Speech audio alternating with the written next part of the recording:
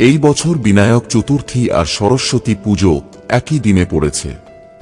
পুজো করার শুভ সময় জেনে নিন। শাস্ত্রমতে সফলতা প্রাপ্তির উদ্দেশ্যে গজানন বা গণেশের পুজো করা হয়। গণেশের জন্মের পর মাতা দেবী পার্বতী সকল দেবতাগণকে তাঁর পুত্রকে আশীর্বাদ করার উদ্দেশ্যে আমন্ত্রণ করেন। সকলের সঙ্গে নিমন্ত্রিত করা হয় শনিদেবকেও। শনিদেব অনিচ্ছা সত্ত্বেও নিমন্ত্রণ রক্ষা করার জন্য সেখানে যান। শনিদেব যেই মুহূর্তে গণেশকে আশীর্বাদ করার উদ্দেশ্যে গণেশের দিকে দৃষ্টি নিক্ষেপ করেন, ঠিক সেই মুহূর্তে গণেশের মস্তক ভস্মীভূত হয়। পরবর্তীকালে দেবতাদের তৎপরতায় গণেশের মাথার জায়গায় হস্তিমস্তক বসানো হয়। এই ব্যাপারটিতে দেবী পার্বতী ক্ষিপ্ত হন। শ্রী গণেশ দেবতা হিসাবে মান্যতা পাবেন কিনা সেই ভাবনাই ছিল দেবী পার্বতীর রাগের মূল কারণ। দেবতাগণ পার্বতী মাতাকে আশ্বস্ত করেন। দেবতাগণ গণেশকে আশীর্বাদ দান করেন, যে কোনো শুভ কাজের শুরুতে শ্রী গণেশের পুজো করা হবে। গণেশ বন্দনায় পুজোর সফলতা প্রাপ্ত হবে।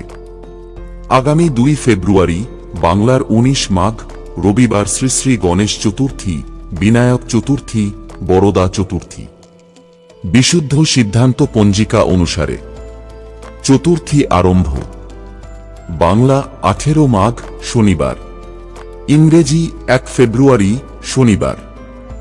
সময় সকাল 11:40। চতুর্থী তিথি শেষ। বাংলা 19 মাঘ রবিবার, ইংরেজি 2 ফেব্রুয়ারি রবিবার। সময় সকাল 9:15। শ্রী শ্রী গণেশ পুজো। গুপ্ত প্রেস পঞ্জিকা অনুসারে চতুর্থী আরম্ভ। বাংলা 18 মাঘ শনিবার, ইংরেজি 1 ফেব্রুয়ারি শনিবার।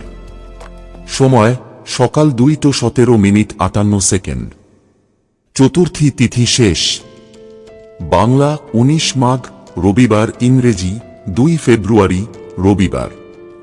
সময় বেলা 12:12:58। বন্ধুরা, ভিডিওটি ভালো লাগলে লাইক করুন এবং আমাদের চ্যানেলে নতুন হয়ে থাকলে সাবস্ক্রাইব করুন। ধন্যবাদ। আপনার দিনটি শুভ হোক।